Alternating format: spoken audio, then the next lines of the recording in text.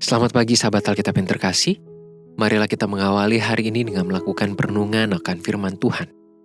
Bacaan Alkitab kita pada hari ini berasal dari kitab Yeremia pasalnya yang ke-12, ayatnya yang pertama sampai ayatnya yang ke-6. Engkau memang benar ya Tuhan, bila mana aku berbantah dengan Engkau. Tetapi aku mau berbicara dengan Engkau tentang keadilan. Mengapakah mujur hidup orang-orang fasik, sentosa semua orang yang berlaku tidak setia? Engkau membuat mereka tumbuh, dan mereka pun juga berakar. Mereka tumbuh subur dan menghasilkan buah juga. Memang selalu Engkau di mulut mereka, tetapi jauh dari hati mereka. Ya Tuhan, Engkau mengenal aku, Engkau melihat aku, dan Engkau menguji bagaimana hatiku terhadap Engkau. Tariklah mereka keluar seperti domba-domba sembelihan, dan khususkanlah mereka untuk hari penyembelihan. Berapa lama lagi negeri ini menjadi kering, dan rumput di segenap padang menjadi layu? Karena kejahatan penduduknya, binatang-binatang dan burung-burung habis lenyap. Sebab mereka telah mengira, ia tidak akan melihat tingkah langkah kita. Jika engkau telah berlari dengan orang berjalan kaki, dan engkau telah dilelahkan, bagaimanakah engkau hendak berpacu melawan kuda? Dan jika di negeri yang damai engkau tidak merasa tentram, apakah yang akan engkau perbuat di hutan belukar sungai Yordan?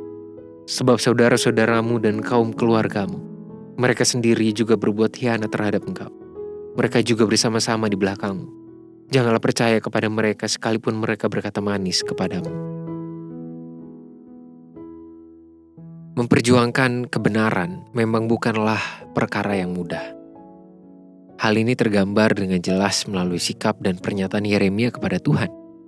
Pasca penolakan dan ancaman yang diberikan oleh warga Anatot kepadanya, Yeremia pun mencurahkan keluh kesah kepada Tuhan.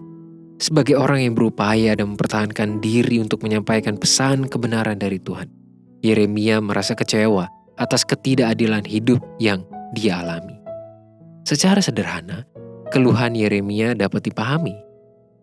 Mengapa orang yang hidup dengan menolak kebenaran justru memiliki kuasa atas orang yang hidup dengan menyuarakan atau mengupayakan kebenaran? Keluhan Yeremia memang menjadi sangat wajar dan dapat dipahami sebagai orang yang tertindas karena memperjuangkan kebenaran. Meski demikian, keluhan itu juga tidak serta-merta menjadikan Tuhan sebagai pihak yang pura-pura tidak tahu atas kenyataan tersebut. Itulah sebabnya berdasarkan ayat 5 dan 6, Tuhan sedang memberikan respons yang menguatkan kembali mental serta iman Yeremia untuk terus memperjuangkan kebenaran. Hal ini tersurat dengan sangat jelas melalui pertanyaan reflektif. Jika engkau telah berlari dengan orang berjalan kaki, dan engkau telah dilelahkan, bagaimanakah engkau hendak berpacu melawan kuda? Sahabat Alkitab, firman Tuhan kepada Yeremia ini sudah cukup membuktikan bahwa setiap pribadi yang mengupayakan kebenaran memang sangat mungkin untuk mendapatkan penolakan, bahkan dari orang-orang terdekat di sekitarnya.